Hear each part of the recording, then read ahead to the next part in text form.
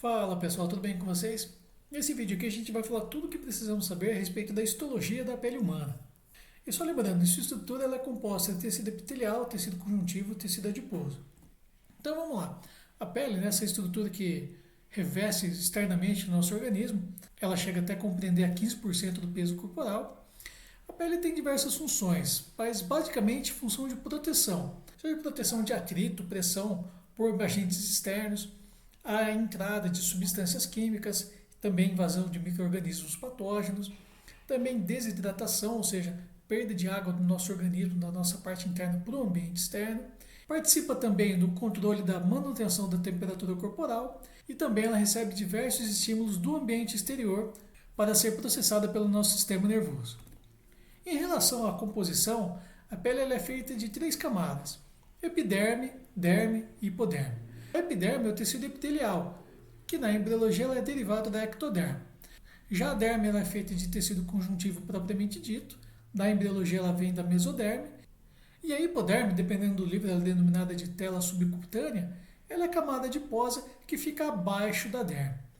Tecnicamente, a hipoderme ela não faz parte da pele, mas ela serve como uma união da pele com os órgãos subjacentes, ou seja, os órgãos internos.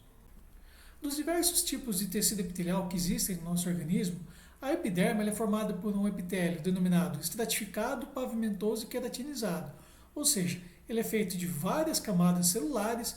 A maior parte dessas células são achatadas, por isso o termo pavimentoso, e na sua superfície externa ela é revestida pela queratina. Existem basicamente 2 tipos de pele no nosso corpo, uma pele espessa e a pele fina. A pele espessa é aquela que recobre as palmas da nossa mão, planta dos pés e algumas articulações, como por exemplo o cotovelo. E já no restante do corpo, a pele é mais fina estruturalmente falando. Então vejam bem, a nossa pele ela é feita basicamente da união de 2 tecidos: o tecido epitelial e o tecido conjuntivo que fica abaixo dele.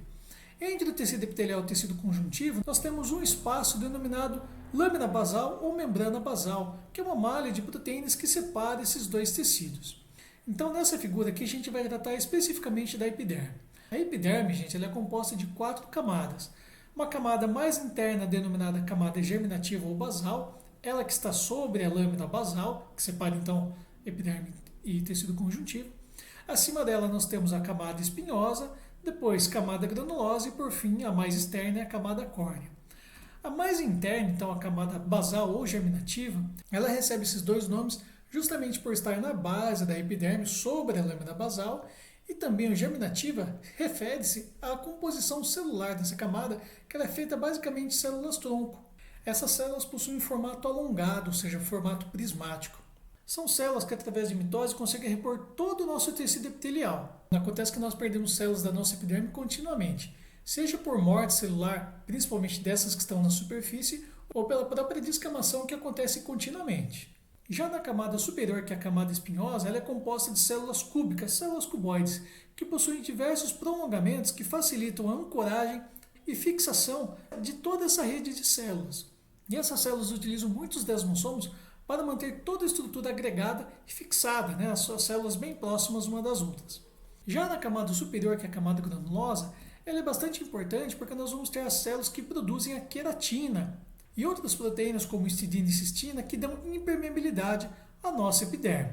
Então essas células que produzem a queratina são denominadas queratinócitos, são células achatadas, que daí dão o nome tecido epitelial pavimentoso, e nós possuímos diversas camadas desse tipo celular, é o mais abundante da nossa epiderme. Já na camada mais externa, denominada camada córnea, ela é formada pelas mesmas células da camada granulosa, só que aqui são células mortas. Esses queratinócitos, eles produzem continuamente a queratina. E a queratina, então, ela vai preenchendo todo o citoplasma da célula, inclusive toma um lugar até no núcleo, o que provoca, então, a morte celular. Ou seja, essa camada aqui mais externa, ela é feita basicamente de células mortas, com o seu interior totalmente preenchido por queratina. Então, a diferença da camada córnea para a granulosa é que na córnea ela é feita de células mortas e na granulosa ela é feita por células vivas. E como eu falei anteriormente, nós temos 2 tipos de pele em relação à sua espessura, então que denominamos pele espessa e pele fina. A principal diferença da pele espessa e pele fina é a largura dessa camada córnea. Então, as plantas dos pés e as palmas das nossas mãos, elas são bem mais espessas que o restante do nosso corpo. Então, em relação à composição da nossa epiderme, nós temos três formatos celulares: as células alongadas ou prismáticas, células cuboides e células achatadas.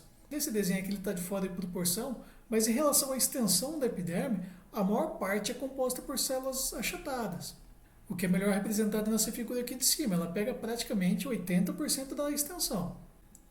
E dos tipos celulares presentes na epiderme, além das células tronco presentes na camada basal, as células cuboides que ficam acima estão relacionadas à fixação da epiderme, os queratinócitos que são relacionados com a produção de queratina, nós temos também os melanócitos, que são células que ficam na camada basal da epiderme e são responsáveis pela produção de melanina, que é aquela proteína escura responsável pela pigmentação e cor da pele dos nossos pelos.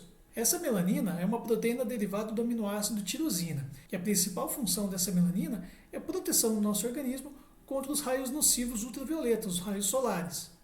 E elas estão relacionadas também aos diversos tipos de tom de pele, desde uma pele bem clarinha até a pele negra. O que varia entre esses tons não é a quantidade de células, de quantidade de melanócitos presentes nas pessoas, e sim a quantidade de melanina produzida por esses melanócitos. As pessoas que são clarinhas, tem cheio de sardinha no rosto, olho claro, elas produzem muito pouco melanina na sua epiderme, e as pessoas de pele negra produzem bastante. Esses melanócitos, gente, eles são fortemente influenciados pela hipófise, que é aquela glândula que está conectada ao hipotálamo. A hipófise ela produz um hormônio denominado melanotrópico ou melanotropina, que estimula então os melanócitos a produzirem a melanina. Por curiosidade também, a pele ruiva é uma variação genética da melanina. Na realidade, existem alguns tipos de melanina, como a eumelanina relacionada ao pigmento marrom, já a feomelanina ela está relacionada a um pigmento mais alaranjado da pele. As pessoas que são ruivas, elas produzem muito pouco pigmento marrom e produzem, por outro lado, bastante feomelanina. Uma outra questão em relação aos melanócitos é o albinismo, que é uma incapacidade da pessoa de produzir a melanina a partir da tirosina, uma questão hereditária também. Os melanócitos são células tipicamente de vertebrados, e o albinismo ele não é restrito apenas à espécie humana, ele ocorre em todos os níveis dos vertebrados, desde peixes, anfíbios, aves, répteis e demais mamíferos. Existem algumas outras questões de ordem médica em relação aos melanócitos, por exemplo, o vitiligo, que é uma despigmentação localizada que pode ocorrer em várias regiões do nosso corpo. Ela é causada pela morte, degeneração e desaparecimento dos melanócitos. Outra questão também é o câncer de pele, denominado carcinoma. O câncer de pele ele tem origem nas células da camada basal do tecido epitelial. Então são células que por algum problema elas começam a sofrer mitoses indefinidamente e geram câncer. E frequentemente o carcinoma ele está relacionado a pessoas de pele mais clara que se expõem muito ao sol. E existem os casos mais graves, que são os melanomas malignos. São tumores que se originam nesses melanócitos, só que eles atravessam a membrana basal e invadem os vasos sanguíneos, provocando metástases em várias regiões do nosso corpo. E para finalizar a epiderme em relação aos tipos celulares presentes nela, além então das células tronco, células cuboides, queranócitos, melanócitos, existem também as células de Langerhans e as células de Merkel. As células de Langerhans são células do sistema imunológico, ou seja, elas têm uma origem lá no sangue, que irrigam a derme. Através da derme, ela ultrapassa a lâmina basal e passeia ao longo das células da epiderme. Essas células de Langerhans têm a finalidade de capturar antígenos, ou seja, bactérias, proteínas invasoras, e apresentá-los ao linfócito T para que nosso organismo tenha uma resposta imunológica. E por fim, essas células de Merkel, elas ficam situadas sobre a lâmina basal, ou seja, ao lado das células tronco e melanócitos, e elas têm uma função de sensibilidade táctil, ou seja, são células mecanoreceptoras, para captar as vibrações do ambiente. E elas estão posicionadas especialmente nas pontas dos dedos das mãos e dos pés. E é por isso que se você levar uma picada de pernilongo no pé ou então nos dedos, coça pra caramba. Em relação à derme e hipoderme, não tem muito o que ficar falando, mas a derme está localizada sob a epiderme, é formada por um tecido conjuntivo propriamente dito, rico em fibras de colágeno e elastina, que confere resistência e elasticidade à nossa pele, e além de neles estarem presentes os vasos sanguíneos, que alimentam a nossa epiderme, lembrando que a epiderme ela é avascular. Na derme estão situadas também as terminações nervosas e células especializadas na percepção de estímulos, como temperatura, pressão, dor e tato. Já a hipoderme, que é feita de tecido adiposo que fica abaixo da derme, também denominada de estela subcutânea, a principal função da hipoderme é a reserva energética, mas também ela funciona como isolante térmico e proteção contra choques mecânicos. E para as pessoas que estiverem assistindo e tiverem tatuagem, A tinta da tatuagem ela fica sempre na parte inferior da derme, tá? E quando você desenha a sua pele com caneta, a tinta da caneta fica sempre sobre a epiderme. Uma vez que a epiderme ela se descama, ela é constantemente renovada, a tinta da caneta vai sumir com o tempo. Já a tatuagem não desaparece porque as células da derme elas prevalecem praticamente a vida toda. A taxa de renovação é muito baixa. O que pode acontecer é a tinta desbotar um pouco e você ter que fazer retoque de tempo em tempo. Uma outra coisa relacionada à nossa pele são as injeções. E aposto que alguém que está assistindo aí tem medo de injeção. Bom, primeira coisa, a injeção ela nunca é aplicada diretamente sobre a epiderme. É sempre da derme para baixo. E a aplicação das injeções são divididas em 4 níveis. A primeira, mais superficial que tem, é a intradermal, que ocorre na derme. Existe a intravenosa na qual a agulha é aplicada nos vasos sanguíneos, que estão localizados na derme.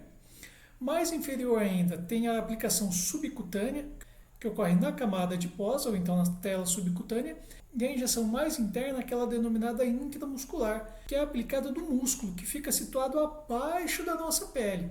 Em relação à dor, as intramusculares são aquelas que incomodam mais, principalmente a benzetacil, que além de ser intramuscular, o líquido desse antibiótico ele é bastante viscoso. Então a pessoa, quando for aplicar, ela tem que fazer uma certa força com a seringa para que esse líquido penetre no músculo. Então isso aqui dói bastante. Bom, e para a gente encerrar o nosso vídeo aqui, só falta falar dos anexos da pele, que são estruturas presentes na pele e são todas de origem epidérmica, como por exemplo unha, pelos e as glândulas. Bom, as unhas, gente, são placas espessas de queratina que se localizam nas pontas dos dedos. Elas são bastante úteis nas mãos por facilitar a manipulação de objetos e nos pés por proporcionar equilíbrio ao caminhar. Quanto à estrutura da unha, nós temos a raiz, que é onde a unha ela é formada. Então ela se forma nessa base aqui, cresce se deslizando sobre o leito ungueal. O nome dessa região aqui da nossa pele situada abaixo da unha. Então, gente, a unha representa nada menos que a camada córnea do tecido epitelial. E essa raiz da unha, além dela formar a unha, ela forma também a cutícula, que também é uma camada córnea que funciona como uma barreira de proteção à entrada de micro-organismos na nossa raiz da pele. E muito cuidado aqui ao ficar arrancando cutícula, viu? Nem é certo fazer isso, porque pode causar sangramentos e infecções. Ah, uma coisa, quando você retira somente a cutícula, você está retirando o tecido epitelial.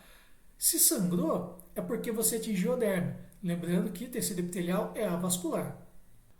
E os pelos, embora eles estejam posicionados bem na derme, eles são de origem epidérmica, assim como as unhas. Nossos pelos, cabelos, são nada menos que cilindros de queratina formados numa dobra da epiderme denominado folículo piloso. E uma coisa importante aqui é que os pelos estão sempre conectados às glândulas sebáceas, aderidos a elas que lubrificam o pelo. Eles lançam uma substância oleosa e também estão conectados aqui na sua base ao músculo denominado músculo eretor. Esse músculo é responsável por verticalizar o pelo, em algumas situações, como por exemplo frio ou então estresse, uma situação de medo. E nos homens, os pelos, os cabelos, eles são fortemente influenciados pela testosterona. A testosterona ela influencia na distribuição de pelos da face, né, que é a barba, tanto no seu surgimento quanto a sua concentração, a sua densidade de pelos, assim como no corpo todo. E esse hormônio ele influencia tanto no surgimento como no desaparecimento dos cabelos. Acontece que em certas pessoas, a testosterona depois de um tempo, ela acaba por influenciar no fechamento dos folículos pilosos. Aí o cabelo não surge mais e a pessoa fica careca. Em relação às glândulas da pele, nós temos as glândulas sebáceas, né, que a gente acabou de falar, que estão vinculadas aos pelos, ou seja, elas possuem distribuição no corpo todo. E essas glândulas aqui que são responsáveis, principalmente nos adolescentes, a gerar as famosas espinhas, as acnes, que é um processo inflamatório gerado pela obstrução do canal. E diversas situações podem levar a esse entupimento. Presença de micro-organismos, bactérias, o próprio óleo lubrificante pode entupir esse canal. E algumas décadas atrás, foi desenvolvido esse famoso medicamento denominado Roacutan. Esse Roacutan ele atua diretamente nas glândulas sebáceas, levando à diminuição de sua atividade e redução do seu tamanho. Aí a acne não forma mais. E além das glândulas sebáceas, nós temos as glândulas sudoríparas, que são responsáveis pela produção de suor. Então essa glândula aqui ela entra em atividade quando o nosso corpo está aquecido, seja por exemplo mediante uma atividade física. Então ela lança para fora do corpo água e íons que servem para refrigerar externamente a nossa pele, auxiliando então na manutenção da temperatura corporal. E para finalizar o vídeo aqui, faltou as glândulas mamárias, que são glândulas tipicamente femininas, né? Elas se desenvolvem nas mulheres a partir da puberdade, acionada pelo hormônio estrógeno. Então, quando as mulheres entram na puberdade, ocorre o desenvolvimento dessas glândulas, assim como a mama, que é resultado de um aumento do tecido conjuntivo e adiposo na região ao redor do mamilo. E a endocrinologia dessas glândulas aqui é bastante interessante. As glândulas mamárias elas são influenciadas por dois hormônios. A prolactina, que é o hormônio lactogênico, produzido pela região anterior da hipófise. Então, esse hormônio ele induz as glândulas mamárias a produzirem leite. Essa produção de leite ela se inicia na parte final da gestação, ela aumenta após o parto e persiste enquanto o bebê estiver amamentando. Ou seja, quando a mãe cessa a amamentação, essas glândulas elas vão atrofiando com o tempo. E outro hormônio que atua nas glândulas mamárias é a ocitocina. A ocitocina ela é produzida pelo hipotálamo e é armazenada na região posterior da hipófise. E é através dela então que ela cai na corrente sanguínea. A ocitocina está relacionada à saída, ou seja, à ejeção do leite pela glândula mamária. E ela é estimulada pela sucção do mamilo quando o bebê inicia a amamentação.